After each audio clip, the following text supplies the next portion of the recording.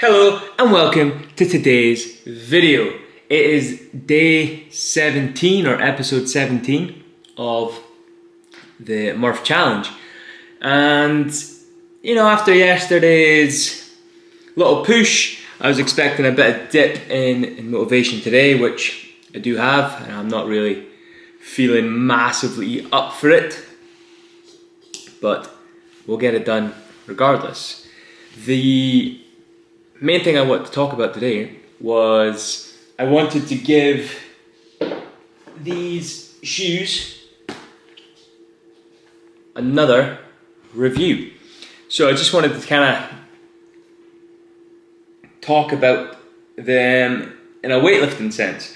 So last night I threw in my first weightlifting session since starting the Murph challenge. Now that my body's adapted and my work capacity is increased, my tissues, my tendons, my ligaments, my muscles, everything's a little bit more resilient and adapted. I thought I could chuck in a little bit more training. So I did some snatches last night. I did some hand power snatches.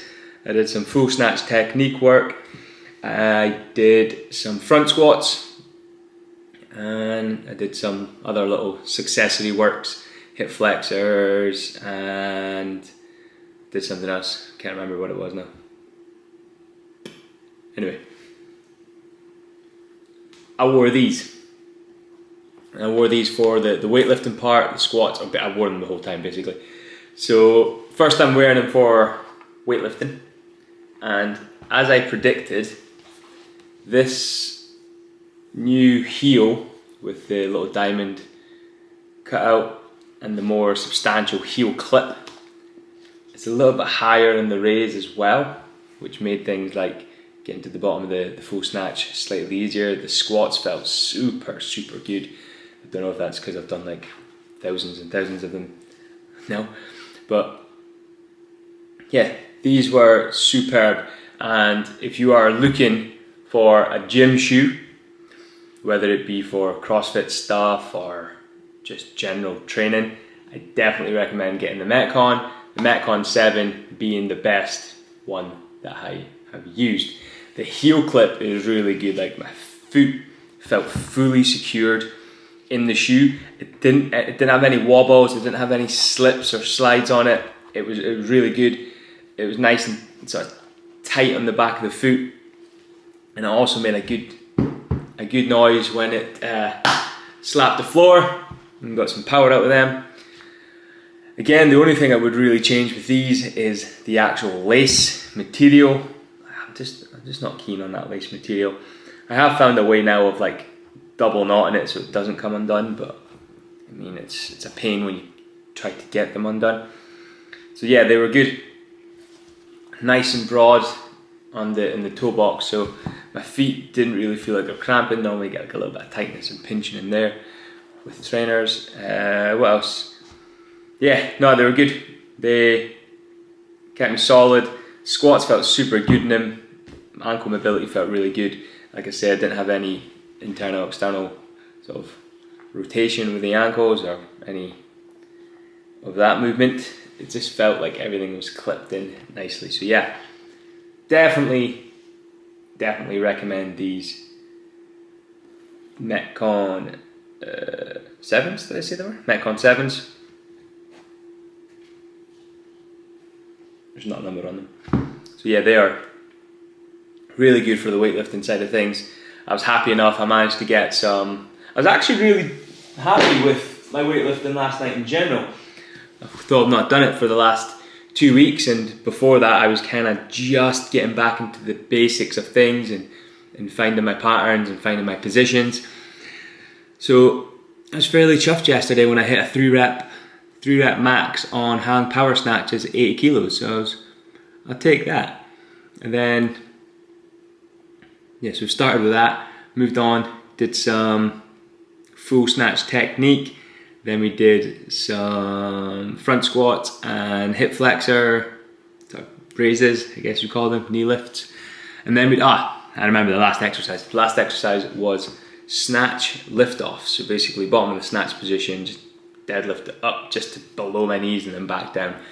big set of those burned, and also some banded half squat jumps, just kind of working that explosive power, that nice sort of boom, boom, kind of catching on the bounce, and nice bit of velocity training. So that was good, all good there. I was going to show you must have deleted it. I was going to show you the video of the 8 kilo snatches, but they're on my Instagram. Are they on Instagram? Yes, they're on Instagram. So yeah, all good.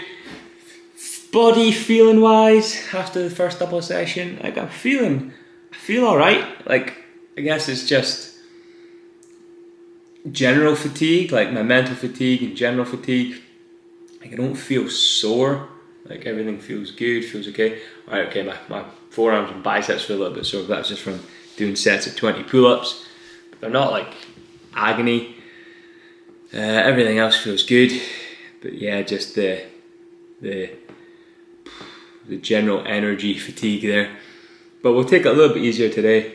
Maybe go for the 20 rounds of 5, 10, 15 and just go nice and cruisy. Probably, I think I'll slow the run down a bit, just so I'm kind of recovering and not overly exerting, and you know, I was thinking, will I have another weightlifting? I'll probably do another weightlifting session, so another double session later on today, more clean focused. So working some power clean, some clean positioning. I'm not going to do any pull-ups or push-ups with it. But yeah, I'll work some clean positioning later on. Just try and kind of build that back into my routine, and build that back up to a respectable level. The coffee montage is coming at you in 3, 2, 1. Day 17. Let's get it.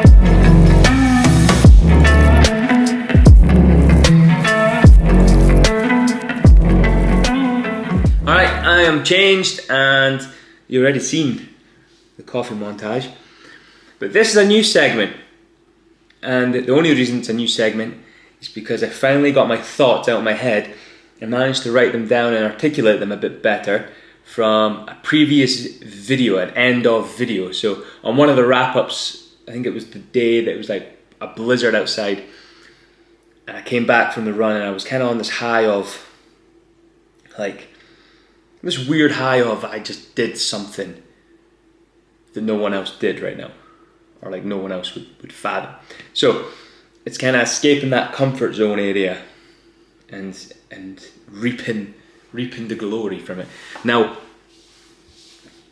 I've managed to find a word that describes this perfectly, and it's a long lost concept, and it's from ancient Greece, and I'm probably going to butcher it, but it's called Eudaimonia, which is basically a better word used instead of the word happiness, because you know we rely too heavily on happiness. We're programmed to avoid discomfort, to avoid fear, to avoid setbacks, to avoid fatigue, to avoid testing situations, to avoid confliction or confrontation, to avoid things that take you out with that comfort zone.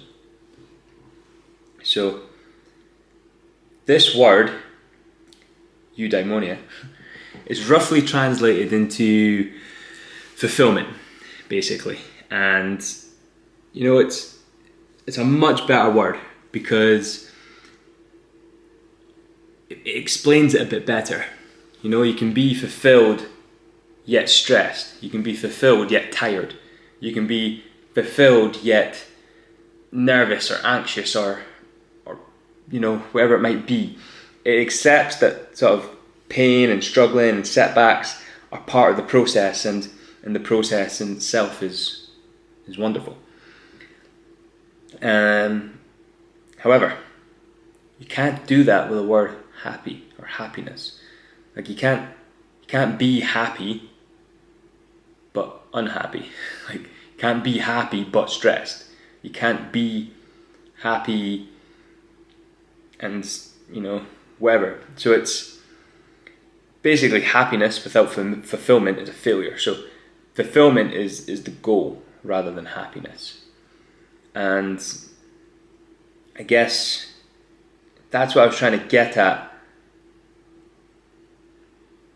the end of that last video, where, you know, the greater the difficulty, the better the glory. So it was super hard to go out on that run. Like I didn't want to do it. It was snowing, it was cold, it was wet. I'd been for run number one. I knew the feeling it was going to cause, and like the discomfort in my hands, my face, like it wasn't nice.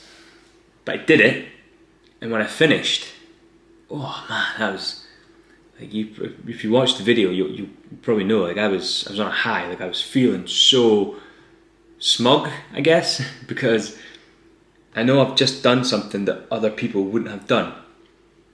And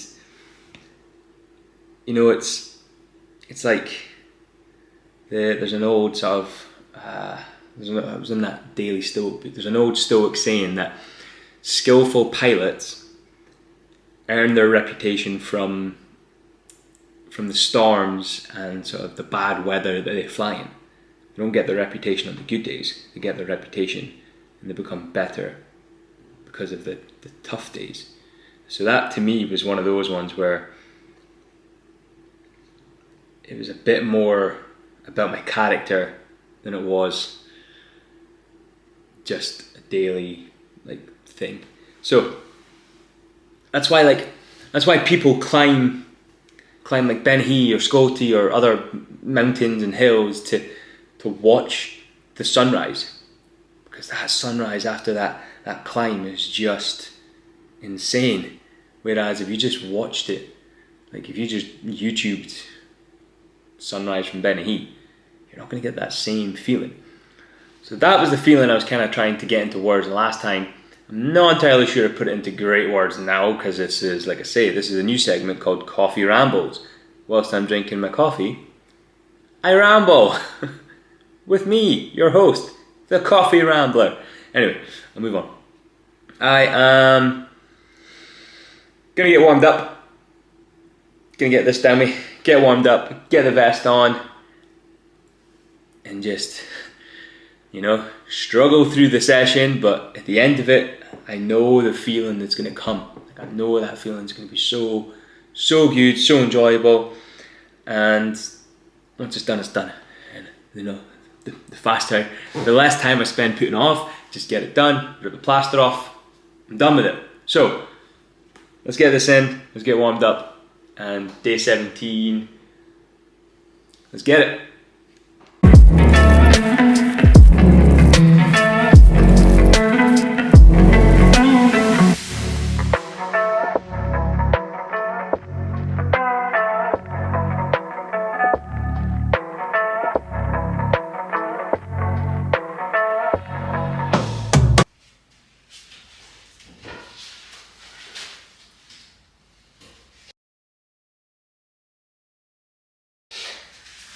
Alright, it's time to get the vest on and get out for run number one, and then get this done and dusted. Alright, so here we go. Run one, day 17.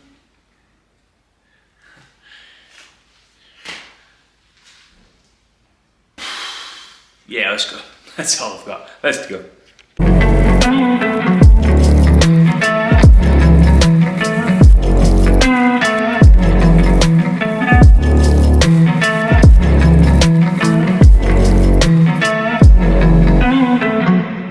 main part. I may be secretly on for a Murph PB here again. I honestly don't know what's happening, but run number 2. Alright, we are done and dusted with day 17. Now, if you watched the whole video up until now, you'll probably have realised that I couldn't really be bothered, okay? That whole start part, the actual, like I actually put it off a few times today. Put the warming up, get off. I was going to do it early morning, then I was going to do it mid-morning, then I was going to do it early afternoon, and now, you know, I've only just finished it and it's about 3 PM. So that's how long I put that off for. Another thing that is, like, I've got a few laws, or like life laws, there you go, that I live by. And I guess these are just like a set of like ethos or values, or, you know, just like affirmations that I like to live my life by, and sort of guides my day-to-day thought process and being.